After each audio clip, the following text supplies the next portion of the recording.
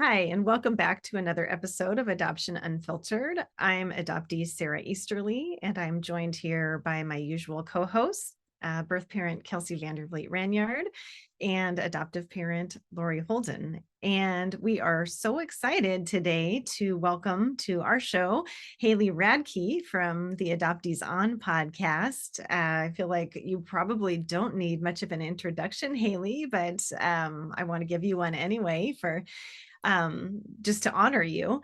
Haley is the host and creator of Adoptees On, a podcast that has been created for adopted people willing to share their intimately personal stories about the impact that adoption has had on their lives.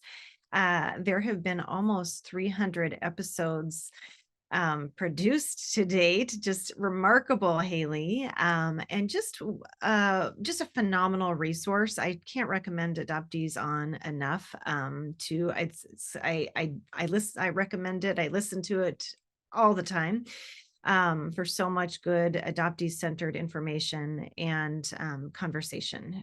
So we're just really excited, Haley, to have you here on this side, so we get to ask you the questions. You're such a good interviewer, and so I hope we can live up to your standards and ask good conversation questions and lead to good conversation. And we're just happy to have you here. So thanks for joining us. Thank you so much for having me. I'm honored. That was quite the intro. I can't believe it's almost 300 episodes. That's a I lot. know. That's a lot of talking. Yeah, it is. It is. So, I want to hear about your story. You always start with that, but I also want to hear as part of that, like some background of what led you to starting Adoptees On. Well, I have experienced two reunions as an adopted person. So, one in my very early 20s with my mother, who cut off contact after just a few months of reunion. And then, not quite 10 years later, I found my father, and we've been in reunion almost 13 years now. And at the very beginning of the reunion, we had the everything's great, very exciting honeymoon phase, as they call it. And then things started to get rocky. And I was like, oh my God, what is wrong with me that I cannot maintain a relationship with a biologically related person to me? And during that time, I was connected for the very first time with adoptees on Twitter, and we were having these conversations and just talking about what it's like to be adopted. In the meantime, I'm a podcast aficionado. I love podcasts. I've been listening since Apple put them in iTunes back in 2005. And I heard a couple of independent podcasters share how they podcasted. And I was like, I could totally do that. And so, self taught, I started by asking some of my Twitter adoptee friends on. And initially, it really was to have, besides just a text conversation on Twitter about adoption, like I could hear their voice and really ask them whatever. It's like a carte blanche to kind of dig in. And it's been a big shock to me how it's grown and how people have connected with it so much. I never anticipated getting to 300 episodes and podcasting for, I mean, it's been over 7 years now. So that was unintentional. Um, but it was for a benefit for me to make it more deeper in adoptee friendships, and it's done that. But it's also done that for fellow adoptees who are listeners. Mm, mm.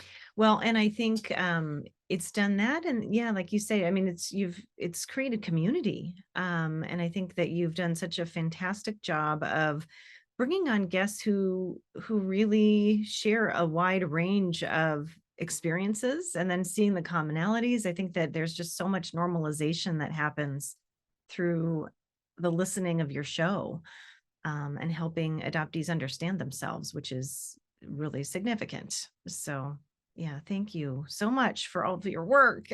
Thank Thank you. you. That one of the most surprising things to me is the feedback I've gotten from folks who find the show, and then they're just like, "Oh my gosh, like I literally thought I was the only one who ever had these internal tumultuous feelings." And most of us are having those feelings, but they're unspoken. So it's so powerful to say them out loud. Mm-hmm. Mm-hmm. So I have a question for you, just about having listened to episodes throughout from the beginning. I didn't find you at the beginning, but I went back and started at the beginning. And I remember, gosh, there was a time when I was just pouring through episodes, drinking from a fire hose, getting through to try to catch up. Um, there has been, I feel like you've had an evolution yourself that we hear, in terms of just how you process adoption, and even just how you hold boundaries and those sorts of things. I was wondering if you'd be willing to share some of that with us. I definitely have, I'll call it, have become radicalized over the years. And I thought I had processed a lot of adoption things when I started. But as I mentioned, I was having trouble in reunion with my dad, and I started going to more intensive therapy and started really working on those things in myself. And so through the years, I've had this personal growth from doing that work privately with my psychologist, but then also learning from all my guests. And there's always something I'm like, oh, great. I guess I should talk to my therapist about that too. Thanks. So there's that for sure. Hopefully people can see that I think I've grown in that personally.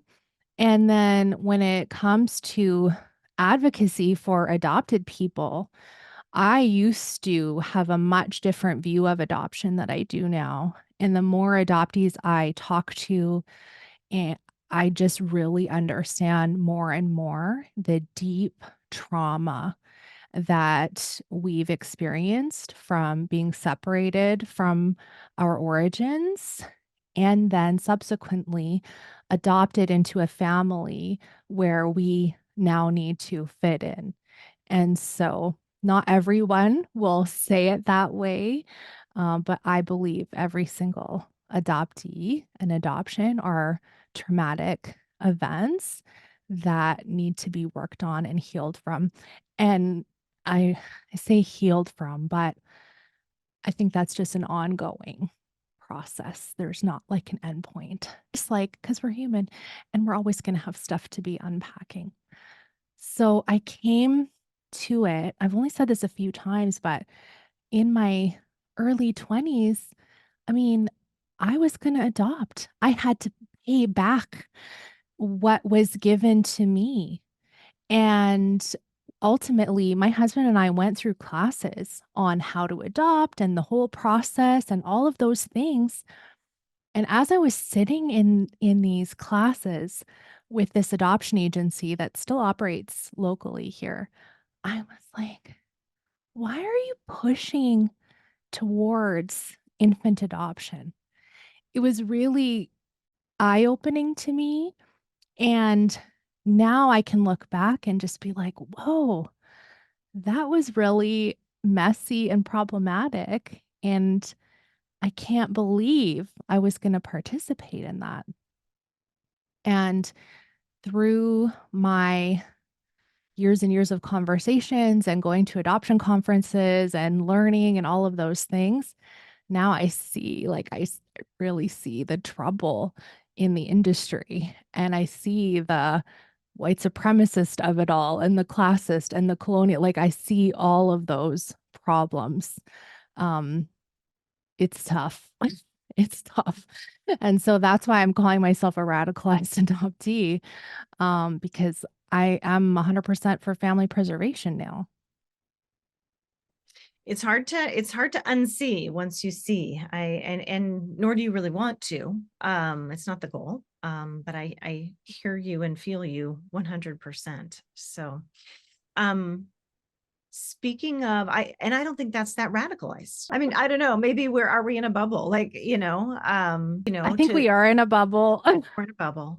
We Yeah. are. Well, and might be a good opportunity. Let's pull Kelsey and Lori in now, because I think, we just, before we started recording, we were talking about, Haley, you said that you aren't in that many spaces with adoptive parents and birth parents, in interview spaces anyway. And so that feels like, is this an evolution? Is this more of an evolution? And let's have this conversation. I don't think we're all that far apart, so that's what I feel perfectly at ease here. But I don't know. Is there anything that you want to ask, Kelsey or Lori? Haley, I think our journeys through the consciousness of adoption were similar, because I came into it as an adoptive parent, and I had the simplistic view that maybe you did as well, because of what I had heard just by osmosis, what I'd absorbed from society about adoption being a win-win. It's a generous thing I would be doing to help out another mom and a baby, and it was a good thing. And I think for me, my evolution has been finding all the nuances in that, and that it is undergirded by a tremendous loss. And one of my own podcast guests said, we all come to adoption on our knees, and I can see that now, being in it for 20 some years. So I think, from simplicity to complexity is also part of what happened to me as an adoptive parent entering into the adoption space, thinking it was win-win, and then finding out, anything that comes from loss cannot be win-win. And so what are we going to do with that? But I'm trying to think of so many different things. And Haley, you're in Canada, is that correct? So I'm not super familiar with like the Canadian system. So do you mind just elaborating on that a little bit, and telling everybody what, if you know what the differences are between the US system and the Canadian system? I think we're fairly similar. I don't Okay. think there's a great deal of difference. Okay. Luckily, Canada has maternity leave, and so we have a few more social programs in effect, I think, that hopefully would prevent unnecessary adoption.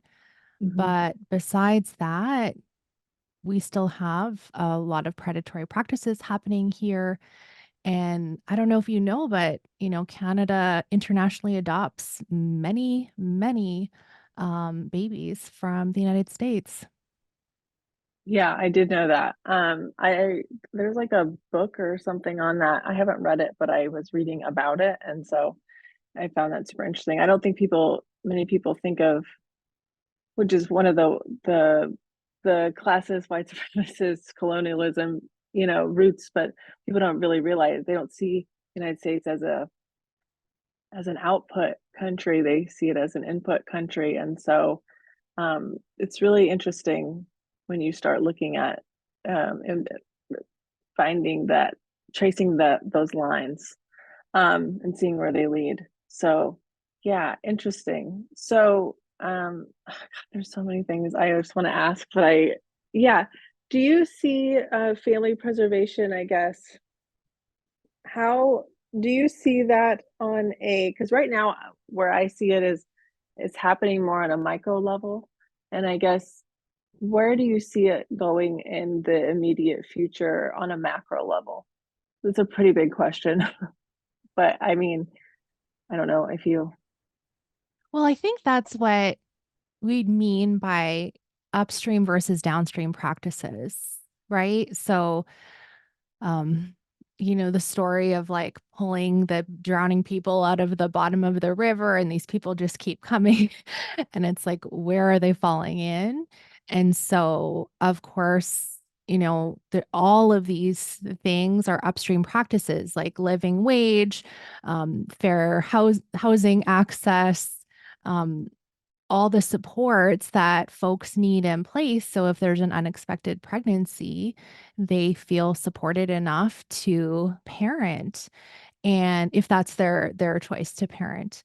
And I mean, I don't understand why there's not more focus on that and more focus on keeping the family unit intact. And how do we reach mothers in crisis before they pick up the phone and call an adoption agency? Why are adoption agencies advertising on Google saying, we'll give you housing and pay for your medical costs, and like, but all you have to do, no obligation, but all you have to do is give us your baby at the end, and you don't get any of the money, we get paid. Like, I mean, is that I too much to do? 100% agree. I mean, I 100% agree. The ads, I do advertising studies for my job, for my work, and that's one of the main things I see. I screenshot them every single day. We study the key phrases, the words, the most popular phrases that people are searching on Google, and we trace them in different locations around the United States. And as you may know, United States adoption is governed, private adoption, domestic private adoption is governed solely by state law. And so it differs from state to state. Mhm. And so that's what I do, is I study those trends and advertising and compare it with their state law and that framework. And it's atrocious. It's vile. It's get paid for an adoption. That's the language. I saw one yesterday that said mothers helping mothers. Many times that these ads are 90% of these ads are coming from unlicensed, like brokers as well.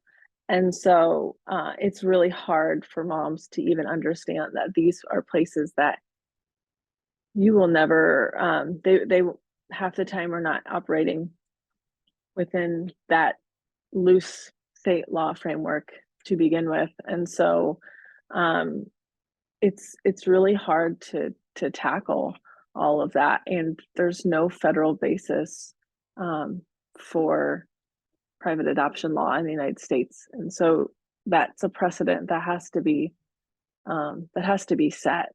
Otherwise, you're working within 50 different sets of state laws to try to bring some of this down. So there's so many problems. Like, I could be here all day. But yeah, I definitely agree with you. Like, there's the practices are so far removed from even the ideal of what adoption should be in people's minds. I think people generally believe, like, society generally believes, like, this is finding a family for this child. And Dr. Joyce Pavo says that all the time, that this should be about finding a family for a child, not finding a child for a family. And so I think but the reality is, even as faulty as anything, any notion of what society thinks adoption is, as faulty as that may be, the realities are even so far removed from that, that it's hard to alter the hearts and minds and the culture and the understanding around adoption and what it is in reality, as well as to try to convince lawmakers. I mean, adoption is a winning issue for policymakers, state and federal level alike. Adoption is an issue that makes them look good. And so to try to tear down those ideals is really hard. But yeah, and that's just the adoption side. And I think the family preservation side, that does get into a lot of adjacent policy areas like housing, like childcare and stuff like that, is a whole other area too. Whereas you're also dealing with a lot of state law, and people very much, they live in a blue state or a red state most of the time. And so those opportunities for those social safety nets can be very different from state to state as well. It's a really scary thing to think about, getting pregnant in a situation, in a circumstance that you can't find support either way, no matter what you choose, whether you choose abortion or adoption or parenting. Um, it's a really scary. I wish more people would come to terms with, like, a society, on a society level, not like you or us, um, how scary it is, of an arena to enter the moment you find out you're pregnant. That's my soapbox. And Haley, that's such a good question that you're asking about the downstream and upstream. And I'm going to quibble with just one word in the way that you phrased it, and that's the word versus in between them, because I would submit that both are important, and we need to be doing both. And I think in our configuration, I've learned so much from Sarah and Kelsey about how to get farther upstream, and the importance of getting farther upstream. And maybe Sarah and Kelsey are both talking about informed consent, and I'll speak to that for adoptive parents. And all of my work, from my podcast to my writing, and my coaching and my speaking, is all about trying to get adoptive parents so much earlier in their journey, even before they're adopting, to better understand what they're consenting to and what adoption is and the effects that adoption have on others. So much so that we have a chapter in our book devoted to pronatalism, adopting amid a culture of pronatalism, to try to help people not adopt. Like, what would that look like to not adopt, and how can we make that a viable option as well? And I think we should be talking about that even more, because if prospective adoptive parents hear what you're saying and understand that adoption is inherently traumatic, and then they still decide to proceed with going the infant adoption route, they're opting into the seat of the oppressor. And that is yikes for me.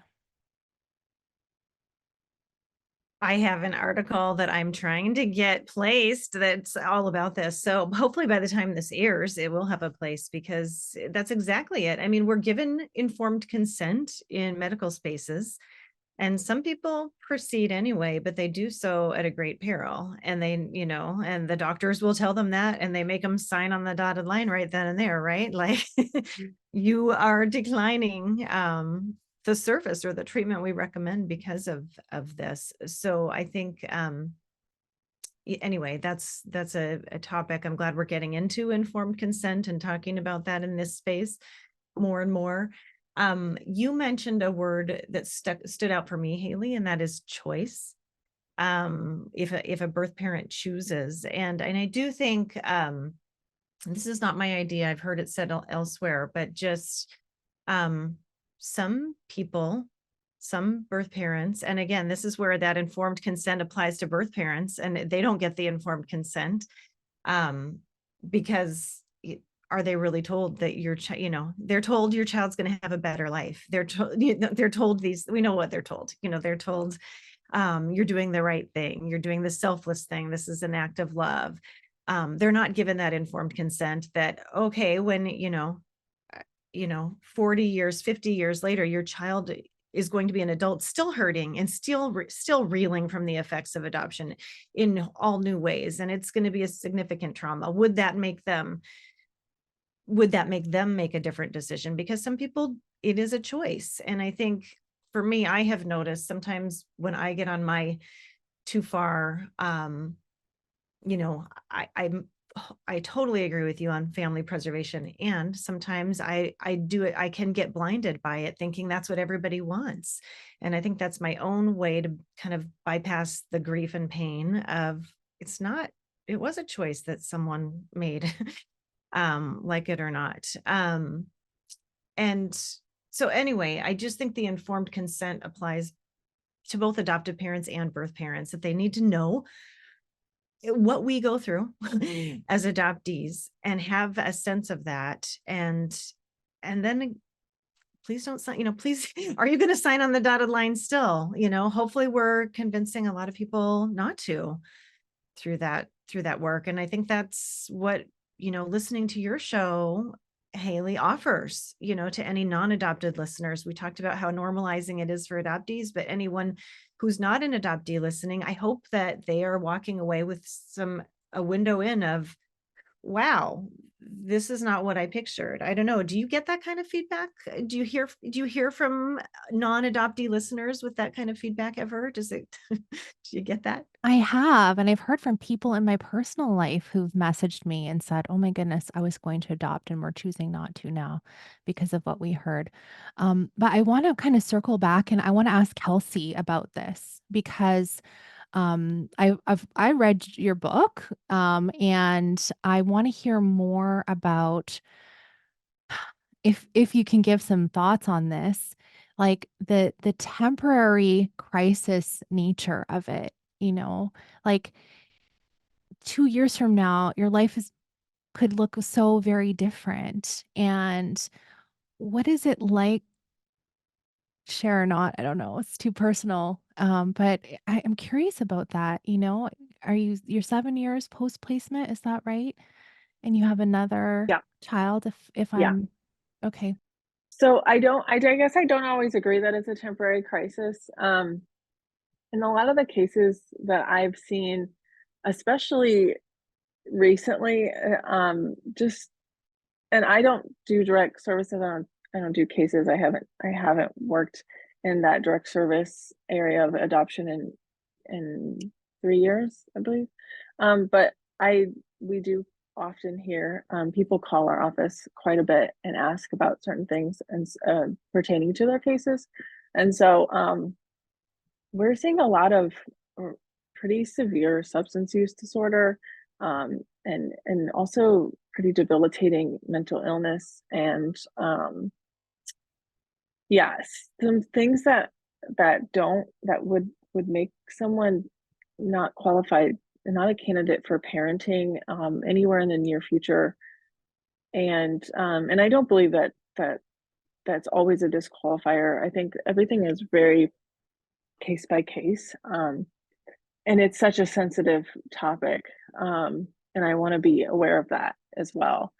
But we also see so many of these just really fragile, people in these cases, and that aren't going to be eligible to parent. And then when kinship is explored, and it often is, I think it's explored a little bit more than people realize. Not every professional does that. So that's not a blanket statement by any means, but when sometimes kinship is explored, we a lot of times hear from family members like, I can't take any more of their children. I already am raising 2. I already am raising 3 or 4. And so at that point too, it's like you're on a limited amount of time where this baby many times too has also already been born. And so to avoid the foster system, which we know can be such a dangerous place for kids, especially when reunification is unlikely to happen. It's not a temporary crisis, and also can be compounded by the passage of time and no action. So for me, I think it was a temporary crisis, but I guess I also struggle without the family support because I didn't have that to parent. There was nobody in my family in my corner to be like, yeah, we're going to help you do this. That was non-existent. And so I didn't even know where I was going to live. And I guess it's hard to understand when you don't have the support of like a birth father and you don't have the family support. And then now your housing is in question. I was looking at even less stability than what I currently had if I were to choose to parent. And so for me, I think there's a lot of unknowns there. And I can see the biggest thing for me too is childcare. I think I didn't realize even then, 7, 8 years ago, that how big of a deal childcare was going to be. But I literally couldn't work if I couldn't have someone to watch my child. And there were in my hometown, I couldn't find a job that would pay me enough money to also be able to afford childcare and then housing on top of it. So there's, I mean, a lot of that upstream stuff that was non-existent. I lived in a red state. I lived in Indiana, who's notorious for not having any social safety net for people. These are all huge problems that contributed to my temporary crisis, and compounded that. And so I think that there are a lot of unnecessary adoptions going on. And I also, I think it's a very personal um, journey and opinion that I hold, close on how I feel about um, my own relinquishment. But I do think that there's a lot of there's a lot of there's a huge margin for improvement on the upstream and the downstream. But yeah, I'm just not sure that it's always every single time a permanent solution to a temporary crisis. I do think it's a permanent solution. It's definitely permanent, especially when we have that TPR, termination of parental rights, and we have, that we're amending, we're not even amending, we're creating new birth certificates for adoptees. I think that there's definitely practices in there that should definitely not occur.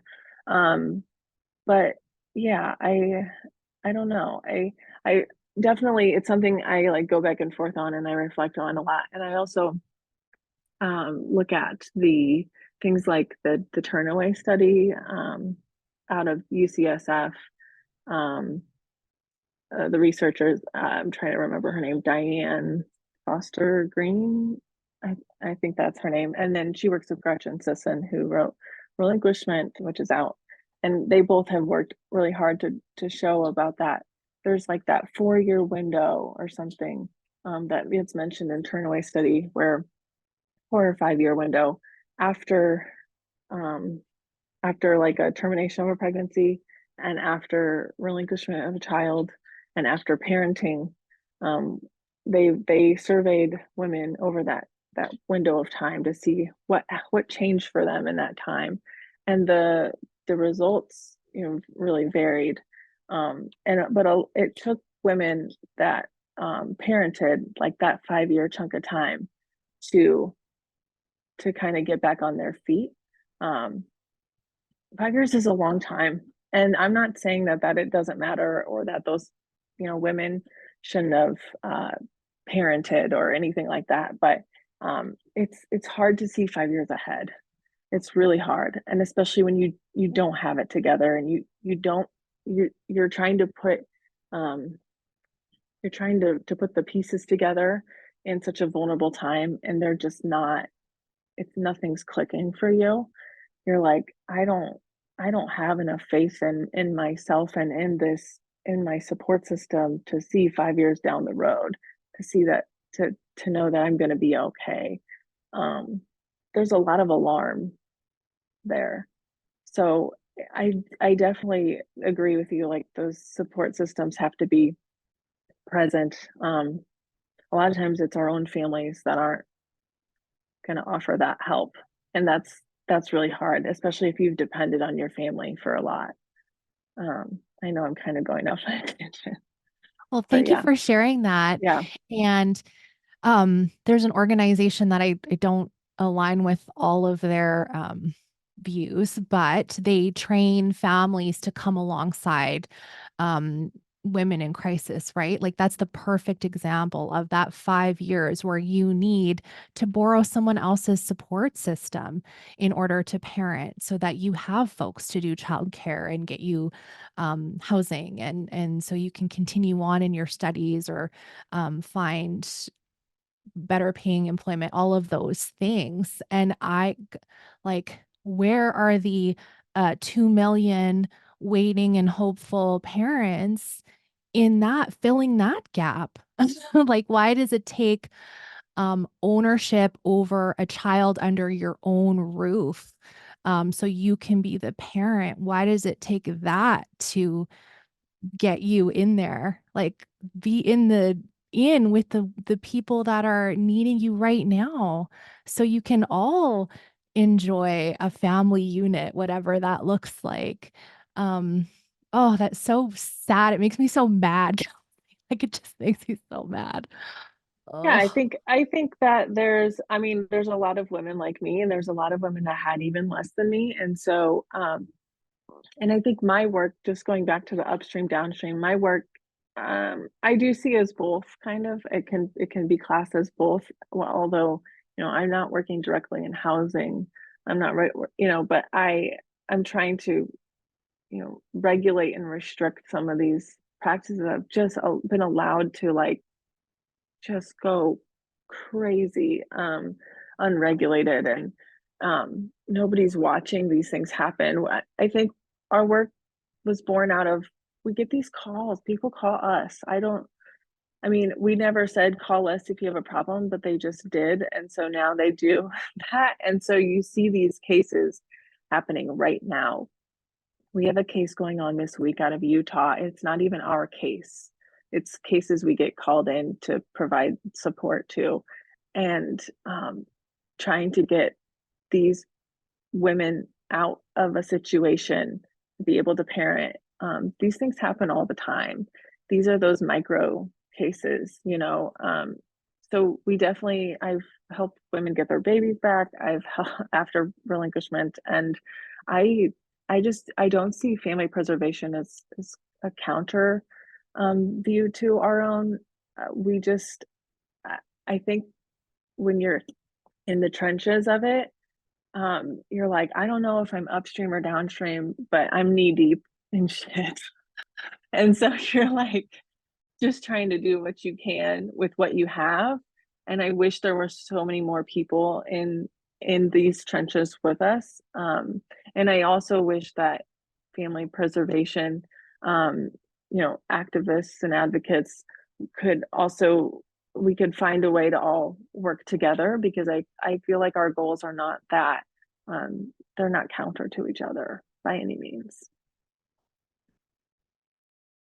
I was just thinking, we are all about listening and deeply listening, and anybody who's deeply listening to Adoptees On, deeply listening to Lori, your podcast, deeply listening when they read our book, like, and your work, like the deeply listening should be if you're a prospective adoptive parent and you're hearing this, like if you're deeply listening to this episode, like there's a call to action right there. Like, I mean, like that is the upstream. And we hope you're listening and taking this to heart, because there is so much pain involved. And there are other ways to go about that kind of, it may not have to be an exact parenting role, like you say, Haley.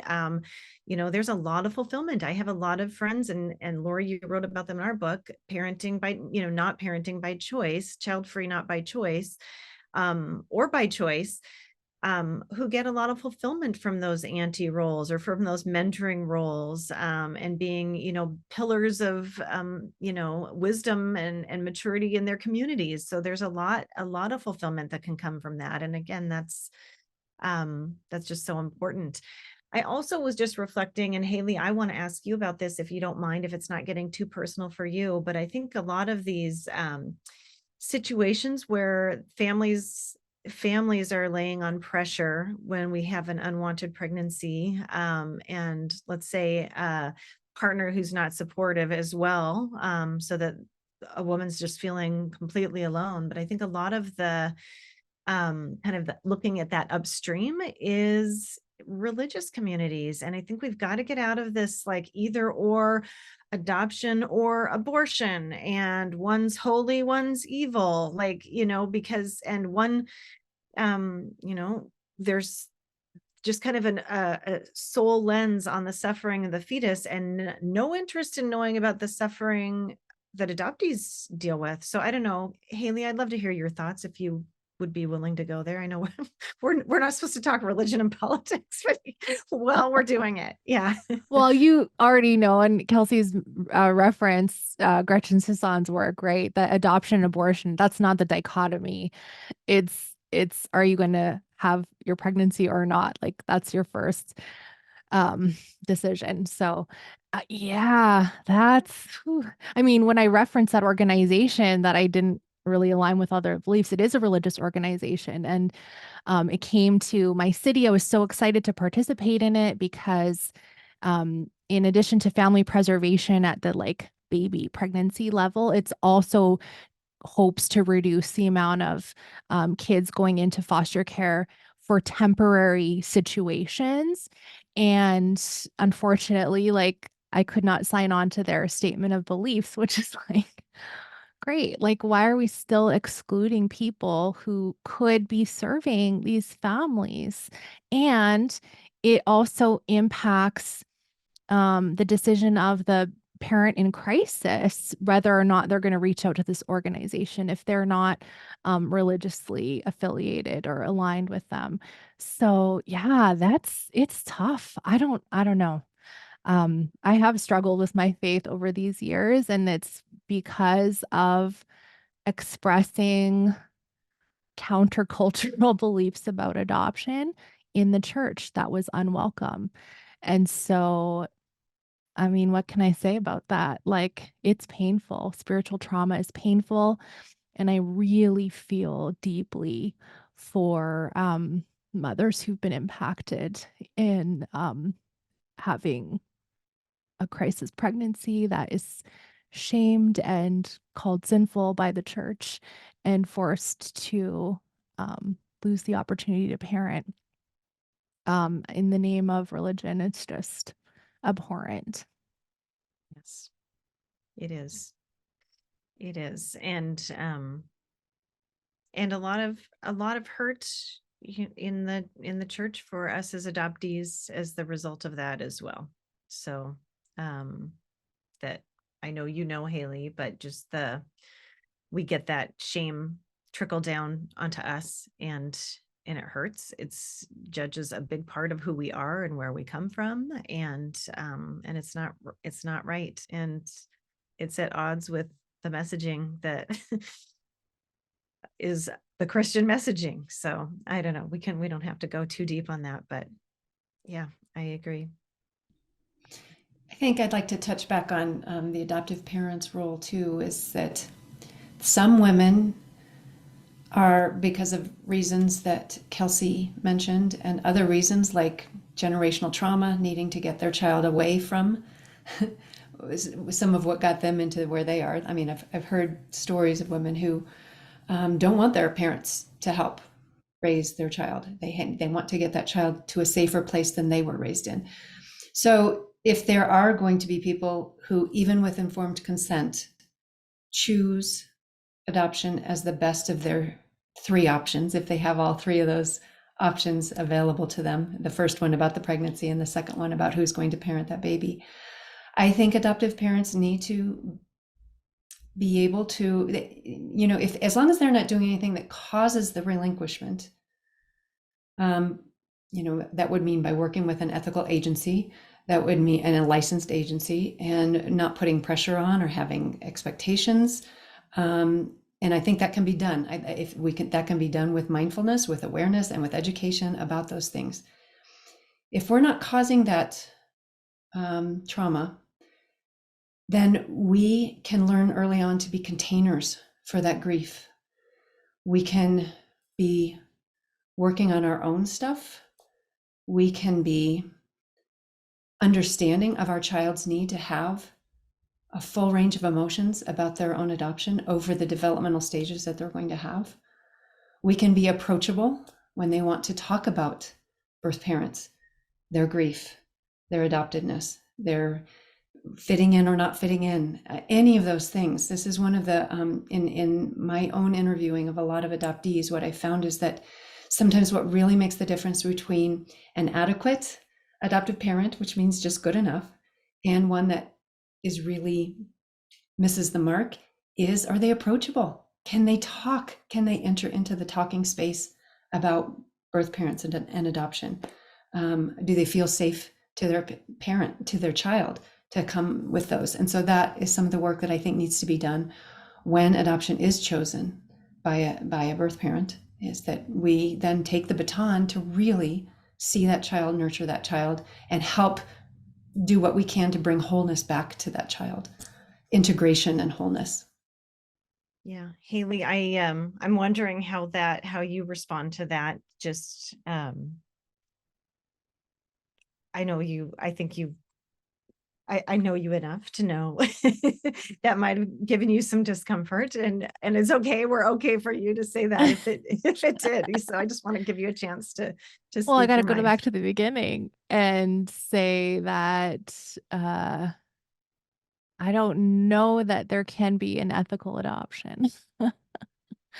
I don't know if I agree with that. And I know there are circumstances, extenuating circumstances, but as far as I know, there's only around 20,000 in private infant adoptions in the United States every year. It's very low. And I can't imagine that all of those have the extenuating circumstances that Kelsey, you were mentioning earlier. Uh, I don't know. I don't know if there is We're, such a thing as an ethical adoption. yeah, we're definitely not there yet. We are all, I believe, in agreement that there should be way fewer adoptions. But a phrase that Kelsey first brought to my attention is to keep adoption as a safe option for women, and one that doesn't carry the shame for placing parents, one that doesn't carry shame from other people who disagree with her decision, and one that where she's not predated on. There's no predatory practices, and I think we can aim for that.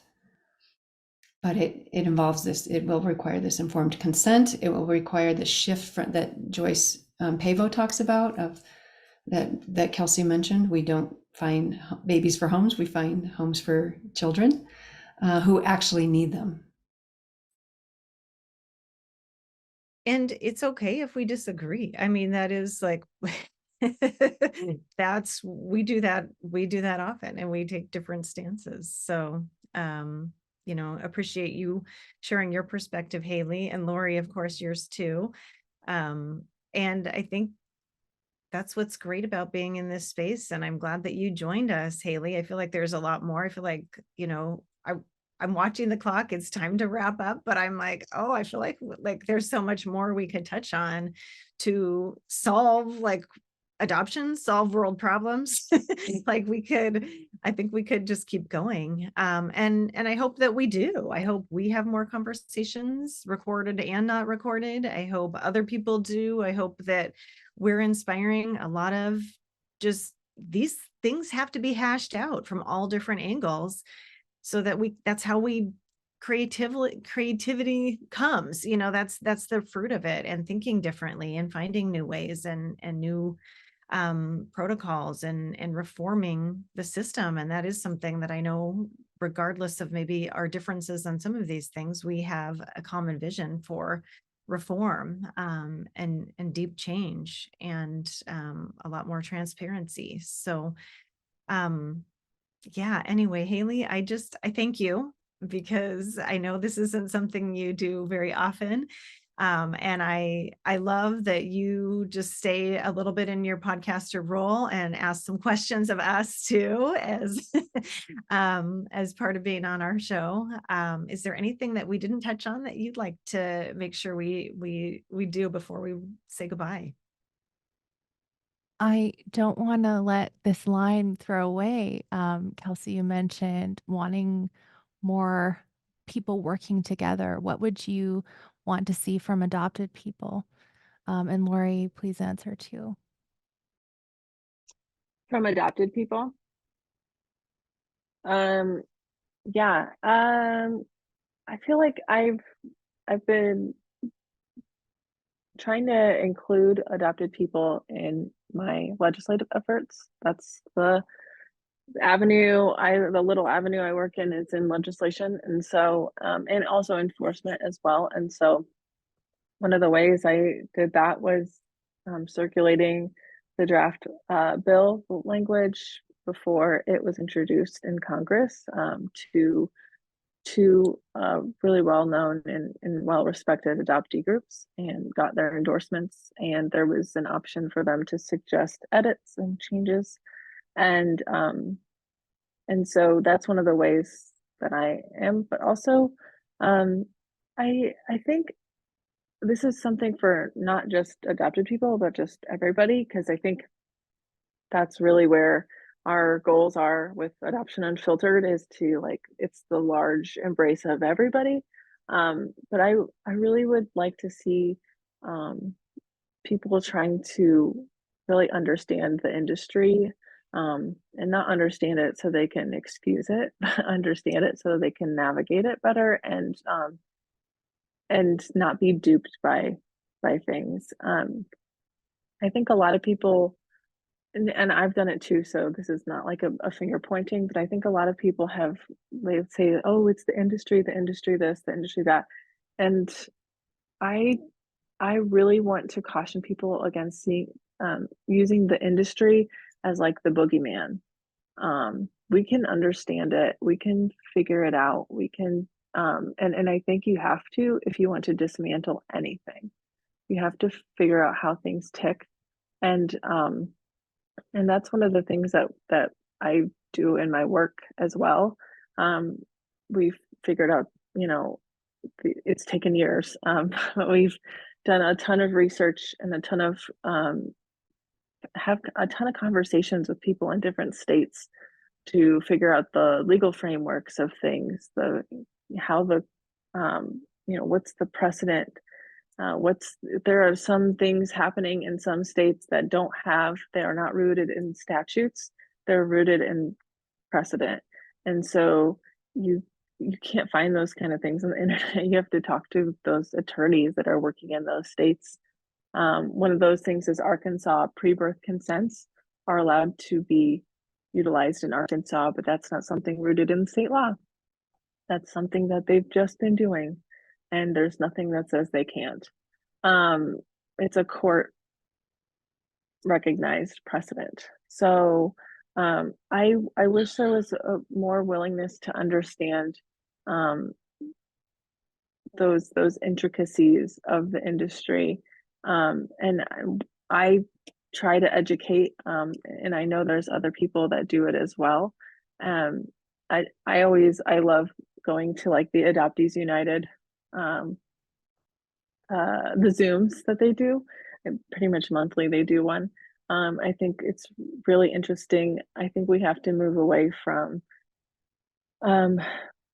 pointing fingers at just like, it's sometimes it sort of feels like throwing a dart at the map. We're just like, you're all terrible, doing all terrible things, and it's like we've got to understand this before we dismantle anything. There's a lot of, and the reason being is there's a lot of roadblocks and there's a lot of obstacles intentionally placed to prevent you from dismantling anything. And so when you understand them, it makes it feasible and it makes it realistic.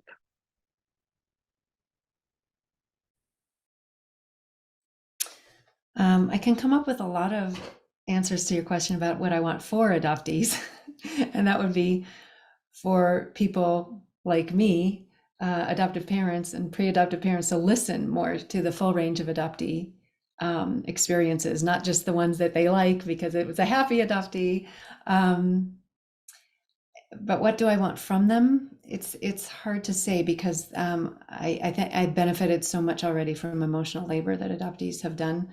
And it helped me in my own family so much. So I think my short answer to your question would be an invitation to listen for understanding.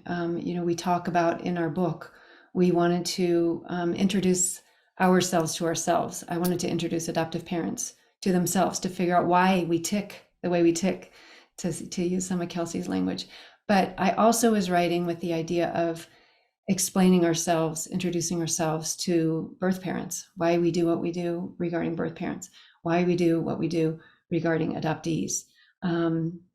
Because I'm of the mind that if we can take things that are unconscious and make them more conscious, we can do everything a little bit more intentionally and mindfully.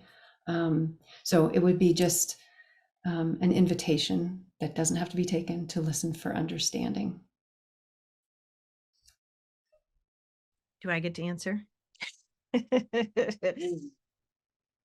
I mean, I feel like I do want to answer this one. And Haley, I want you to answer it too. But for birth parents and adoptive parents, I think it's continuing to deeply listen to us and making decisions, and prospective adoptive parents and policymakers to listen to adoptees and hear us. And I think for my fellow adoptees and myself included, and one of the things that's been kind of a fruit of our working relationship in this podcast and our other endeavors in our book, um, is just giving grace to others in the constellation to see that, Laura, you touched on this, we all have a consciousness journey. And we see a lot of birth parents who go on a consciousness journey. And so kind of when we're all in that spiral, that Dr. Jae-Ron Kim and others have articulated so well. I mean, that's for adoptee consciousness, but I see a similar spiral for birth parents and adoptive parents, and to see that, and then to be able to do this, to sit in a room together again, it just feels deeply important to me. So anyway, again, just another thank you, Haley. And do you have a call for others? I mean, listen to adoptee voices. That's what my whole show is about. You already said it, Sarah. I think. Yeah. Find her if you. Everybody knows your show, but if you don't, please go find it. Please listen. Just a treasure trove, and so many good conversations there. Haley, you've again just done such incredible work for our community, for the adoptee community, and for anybody who gets to listen in. So again, we just thank you for joining us today, and thanks for tuning in to all of you listening, and we will catch you next time.